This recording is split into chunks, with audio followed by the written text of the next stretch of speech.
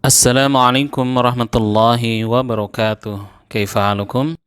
Kali ini kita akan membahas pembahasan iman kepada Al-Quran, keistimewaan Al-Quran, dan kewajiban kita kepada Al-Quran. Ayo ikuti sampai selesai. Yang pertama kita bahas adalah pengertian Al-Quran, nama-nama Al-Quran, dan kewajiban kita terhadap Al-Quran. Kemudian keutamaan Al-Quran. Yang ketiga, Al-Quran dan fakta ilmiah.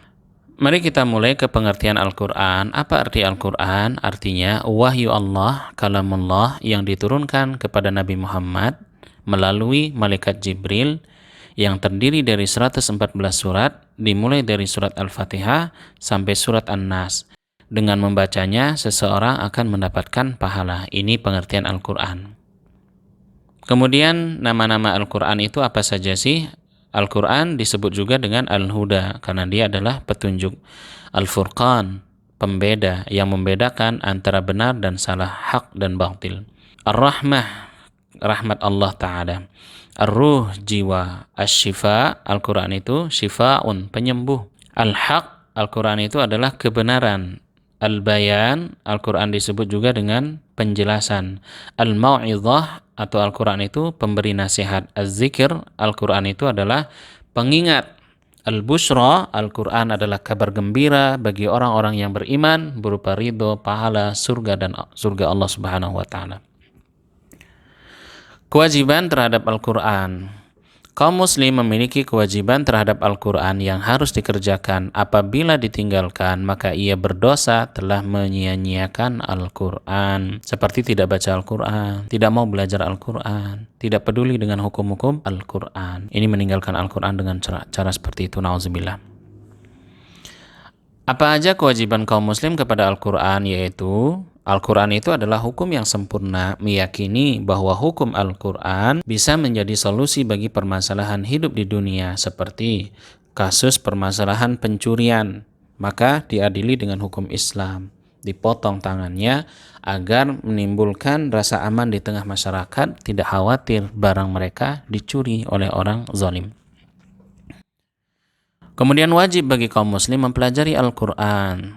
Tiap muslim harus membaca Al-Quran, mempelajari Al-Quran, dan berusaha semampunya mengamalkan ajaran-ajaran Al-Quran dalam kehidupan sehari-hari. Jadi sejak kecil kita belajar tajwid, belajar tahsin, makharijul huruf, belajar membaca Al-Quran. Kemudian kita berusaha menghafalkannya semampu kita. Kemudian yang paling penting adalah mengamalkan isi ajaran Al-Quran sehingga menjadi pedoman hidup kita.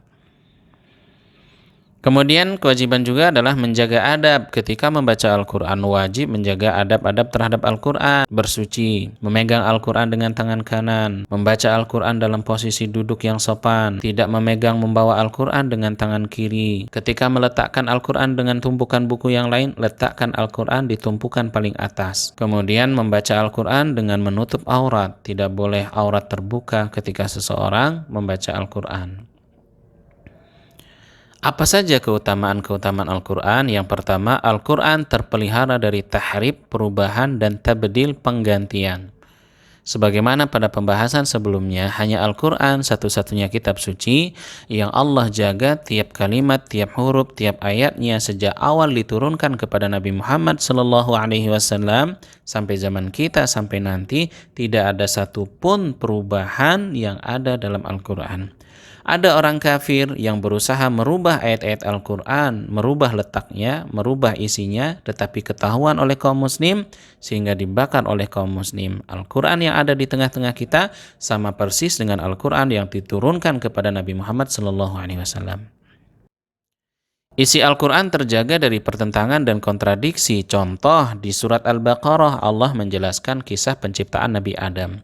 Kemudian di surat Al-A'raf Allah kembali mengisahkan kisah penciptaan Nabi Adam. Tidak ada kontradiksi, pertentangan dalam penciptaan Adam, kisah Nabi Adam, kisah Nabi Musa dalam surat ini dengan kisah Nabi Musa dalam surat yang lain, tidak ada yang berbeda. Di surat yang pertama Allah perintahkan kita beribadah kepada Allah, demikian pula dengan surat dan ayat yang lain kita tetap diperintahkan beribadah kepada Allah. Berbeda misalnya dengan Bible, atau Injil yang disebut oleh orang Nasrani, begitu banyak kontradiksi dan pertentangan. Dalam ayat pasal yang lain diperintahkan untuk beribadah kepada Allah, dalam pasal yang lain, Injil yang lain diperintahkan beribadah kepada Yesus. Siapa yang Tuhan? Dalam Bible sendiri ada pertentangan seperti itu, tidak dengan Al-Quran, kitab kita. Al-Quran mudah dihafalkan. Inna nahnu nazzalna dzikra wa inna lahu lahafizun. Sungguh kami yang menurunkan Al-Quran dan kami pula yang menjaganya. Walaqad yassarna al-Qur'ana lidzikri fahal mim muddakir. Sungguh telah kami berikan kemudahan bagi Al-Quran untuk dibaca, untuk dipelajari, untuk dihafalkan. Maka adakah yang mau mengambil pelajaran? Al-Quran satu-satunya kitab yang dihafal oleh ratusan bahkan ribuan muslim manusia di dunia. Bahkan sebaliknya, tidak ada satupun orang Kristen yang mampu menghafalkan Bible atau Injil yang mereka klaim. Karena Al-Quran datang dari Allah, bukan buatan Nabi Muhammad SAW. Mukjizat yang tidak seorang pun mampu untuk membuat. Semisalnya orang kafir Quraisy mengira Al-Quran ini buatan Nabi Muhammad. Allah Ta'ala tantang kafir Quraisy itu, kalau benar dakwaan kalian, coba kalian bikin ayat, coba bikin Al-Quran sepertinya. Atau coba bikin satu juz, satu surat, atau bahkan satu ayat yang mirip seperti Al-Quran. Tidak ada yang mampu melakukannya. Ketenangan dan rahmat bagi siapa saja yang membacanya. Ketika kita gelisah, khawatir, maka di antara obat kegelisahan itu adalah mendekatkan diri, bersuci, kemudian membaca Al-Quran, merenungi ayat-ayat Al-Quran. Maka Allah berikan kita rahmat dan ketenangan. Sebagai penawar atau obat hati dari penyakit syirik dan penyakit-penyakit hati yang lainnya. Sungguh Al-Quran itu merupakan obat yang sangat mujarab, sehingga bisa mengobati kita dari kekufuran, keraguan-raguan, penyakit munafik, dan lain sebagainya, kalau dibaca dengan penuh keikhlasan dan penghayatan. Memberikan syafaat bagi orang yang membacanya. Iqra'ul Qur'an fa innahu ya'ti yaumal qiyamah syafi'an li ashabihi. Bacalah Al-Quran, karena sesungguhnya Al-Quran itu akan datang pada hari kiamat memberikan pertolongan kepada orang yang membaca. Al-Quran sebagai hakim atas kitab-kitab sebelumnya. Al-Quran mengumpulkan antara kebutuhan dunia dan di akhirat. Jadi di dalam Al-Quran tidak hanya melulu mengenai urusan ibadah, urusan akhirat. Tetapi di dalam Al-Quran ada begitu banyak sumber-sumber ilmu pengetahuan, ada begitu banyak cabang ilmu pengetahuan, ada begitu banyak solusi dari setiap permasalahan hidup kita. Jadi ngatur urusan dunia dan akhirat. Kemudian Al-Quran itu mempunyai pengaruh yang kuat terhadap jiwa manusia dan jiwa jin. Sebagaimana kita saksikan ada jin yang terbakar, merasakan panas dan tersiksa ketika diruqyah oleh orang yang mampu meruqyah. Al-Quran dan fakta ilmiah.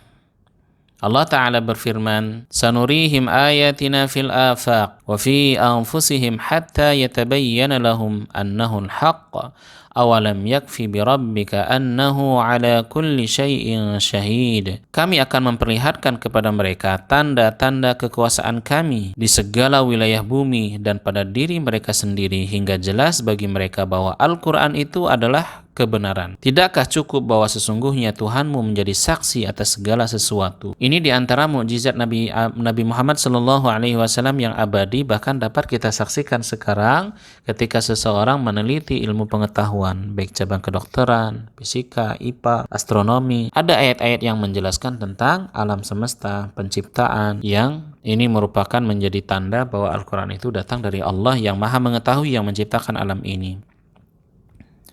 Sebagai contoh bukti ilmiah di dalam Al-Quran, bumi dan langit dulu adalah satu. Ini fakta yang digambarkan 1400 tahun yang lalu ketika Al-Quran turun kepada Nabi Muhammad SAW.